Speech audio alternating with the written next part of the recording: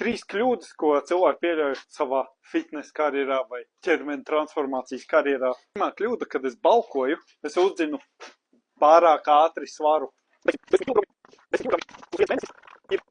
Fat, dirty bulk, es kaut kā neatbalstu līdz galam, bet tā pašā laikā, jā, to visu var, tas viss strādā, bet tev pēc tam ir baigi jāmet sev uz diētas, tāpēc es iesaku labāk iet lean bulk, nu labi, tu vari pačītot un neiet baiga lean, bet, nu, lai nav tā beigās, ka tev vienkārši liels vēders.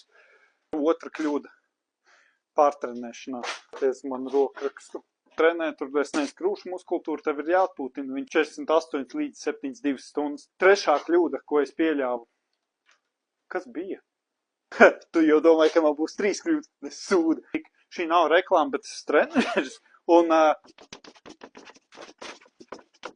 tieši šis treneris. Un 14 gados es biju sastādījis pats savu plānu, kaut kur izracis internetā un tā tālāk, kas bija arī 50-50. Un līdz ar to es guvu liekas traumas, un, protams, rezultāti arī nebija tādi. Tā kā tā, ja tev vajag plānu un kaut ko tādu, tu vari uzrakstīt. Kaut kā tā.